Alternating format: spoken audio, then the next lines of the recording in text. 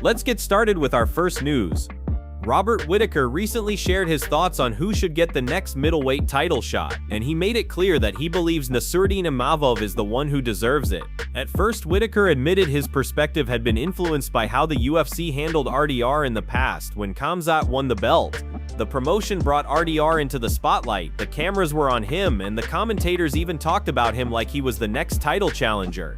That attention had swayed Whitaker into thinking RDR was locked in for the opportunity.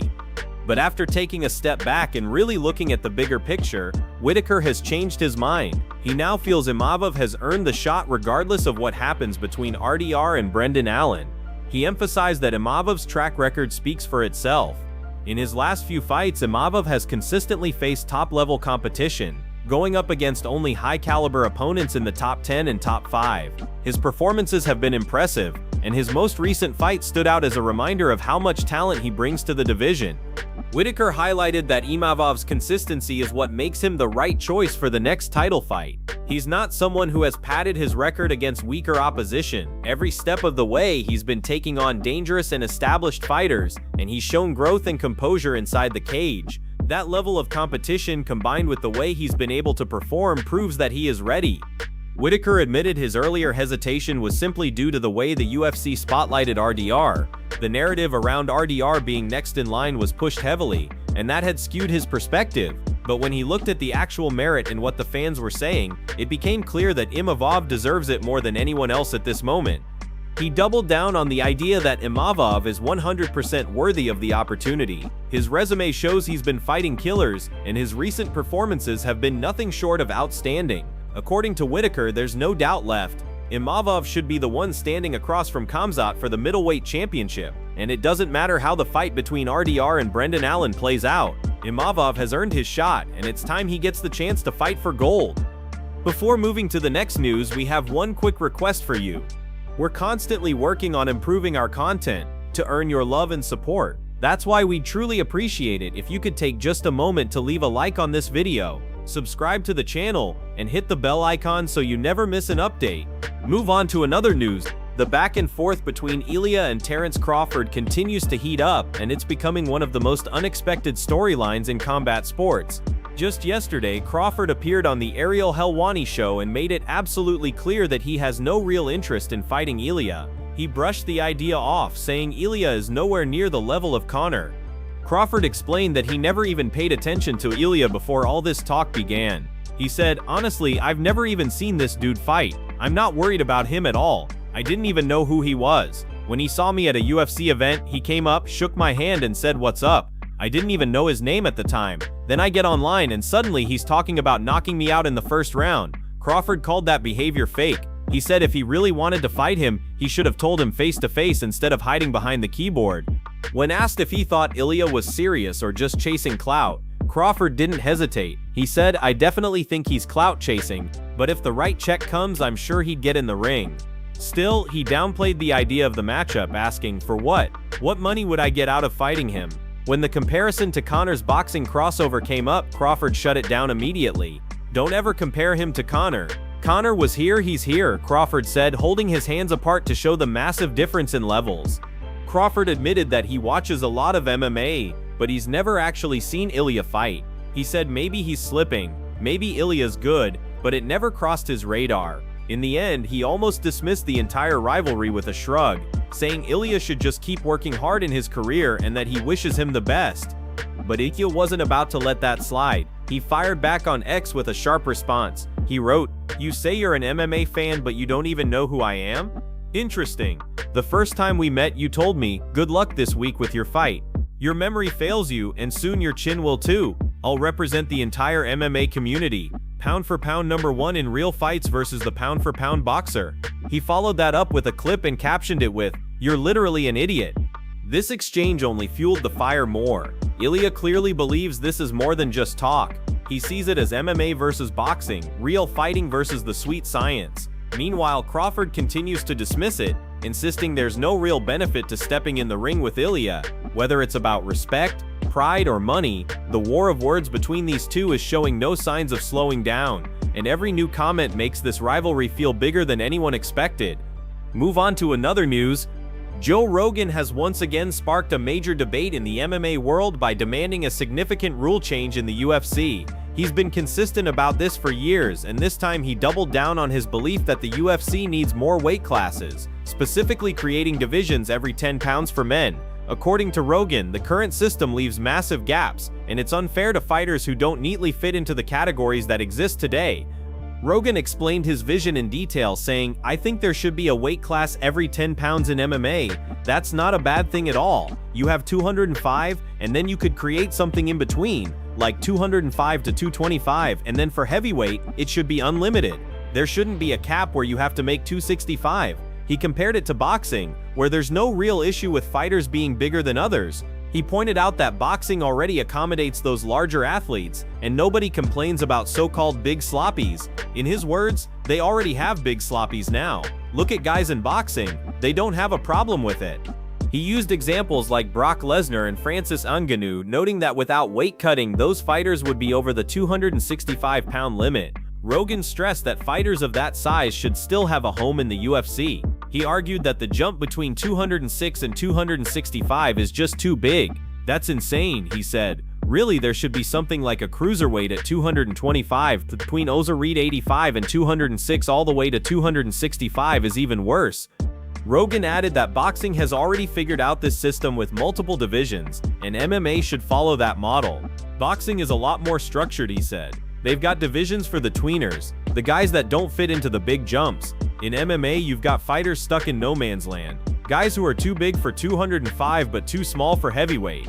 He even reflected on examples from fighters he knows, saying, "Remember, I would fight at 230 or 235 and every guy I fought was 265. Think about that. From 206 to 265 being one division is absolutely insane." He made it clear that a 225 division would not only make sense but would also create more opportunities and fairer matchups for athletes. Rogan's demand is simple: add more divisions, every 10 pounds, and restructure the heavyweight cap to unlimited. He believes this will prevent massive weight disparities, create better matchups, and align MMA more closely with boxing's proven system. For him, the current system is outdated and leaves too many fighters at a disadvantage. This isn't just a casual opinion for Rogan, it's something he feels strongly about. He insists that fighters shouldn't be forced into dangerous weight cuts just to fit into the wrong divisions, nor should they be forced to fight men who outweigh them by 30 or 40 pounds.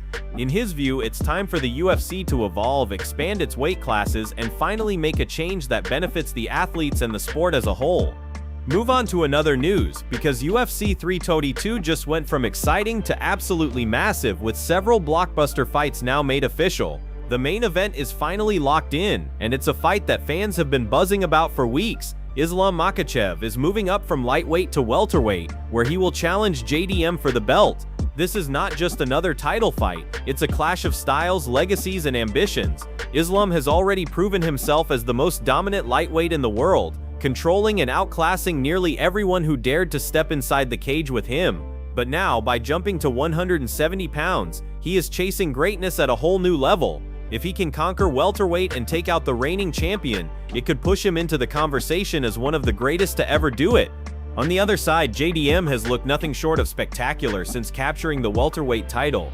His boxing combinations, relentless pressure, and finishing instincts have made him a nightmare for anyone in the division. This fight represents his chance to silence any doubters and prove that he's not just holding the belt, he has the man to beat at 170. The collision between Islam's world-class grappling and suffocating control against JDM's crisp striking and knockout power is what makes this fight so compelling. It's not just a championship fight, it's a super fight, and it's officially happening at UFC 322. But the card doesn't stop there. Bo Nickal is set to face Rodolfo Vieira in a matchup that has been teased for months. Bo is coming off the first loss of his career, a brutal TKO defeat to RDR, and he's stepping into this fight with a huge chip on his shoulder. For him, this is all about redemption. He wants to prove that the hype was real, that he's still one of the brightest prospects in MMA, and that a single setback won't define his career.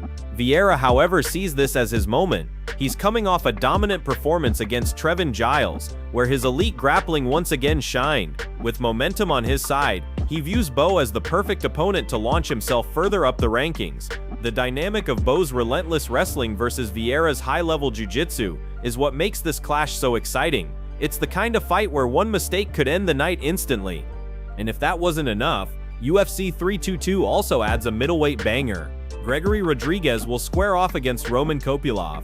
Rodriguez is coming off a massive knockout win over Jack Hermanson, reminding everyone why his nickname is RoboCop. His striking power is absolutely devastating, and when he connects clean, fights don't last long. Kopylov, meanwhile, is trying to bounce back after a hard-fought decision loss to Paulo Costa. He's a slick and technical striker who thrives in drawn-out battles, and this fight will be a critical test of whether he can still hang with the top talent in the division.